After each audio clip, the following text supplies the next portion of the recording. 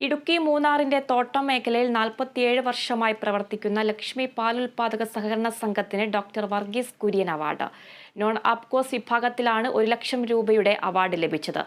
ഏറ്റവും കൂടുതൽ പാൽ സംഭരിച്ച നോൺ ആപ്കോസ് സംഘത്തിലുള്ള അവാർഡും ലക്ഷ്മിക്കാണ്.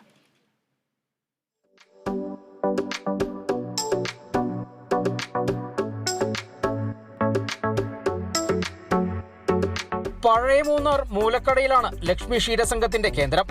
1977 തോട്ടം മേഖലയിലെ ക്ഷീരകർഷകരെ സഹായിക്കുന്നതിനായി സംഘം പ്രവർത്തനം ആരംഭിച്ചത്. വിവിധ എസ്റ്റേറ്റുകളിൽ നിന്നുള്ള 664 ക്ഷീരകർഷകരിൽ നിന്നും 2 നേരങ്ങളിലായി 5000 ലിറ്റർ പാലാണ് ദിവസവും ശേഖരിക്കുന്നത്.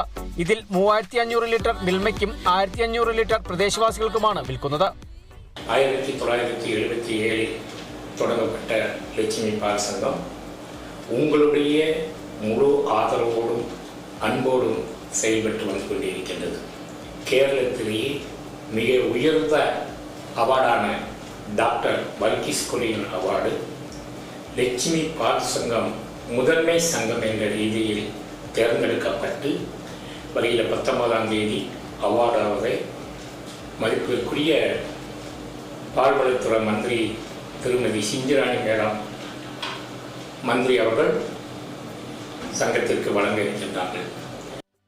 പാലിന്റെ നിലവാരമനുസരിച്ചുള്ള വിലയ്ക്ക് പുറമെ കർഷകർക്ക് വർഷത്തിൽ അളക്കുന്ന ഓരോ ലിറ്റർ പാലിനും 50 പൈസ വീതം ബോണസായി നൽകി വരുന്നുണ്ട്. കൂടാതെ കർഷകർക്ക് ആവശ്യമുള്ള കാലിത്തീറ്റ വീടുകളിൽ എത്തിച്ചു നൽകുന്നുമുണ്ട്.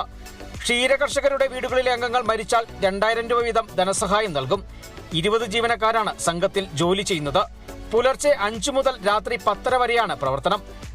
President I Guruswamy, secretary P Vijayakumar എന്നിവരുടെ നേതൃത്വത്തിലാണ് സംഘത്തിന്റെ പ്രവർത്തനം. പുരസ്കാരം തേടിയെത്തിയതിന്റെ സന്തോഷത്തിലാണ് ലക്ഷ്മി ക്ഷീരസംഘത്തിൽ പ്രവർത്തിക്കുന്നവർ. Bineesh Antony, Kerala vision news, Idukki.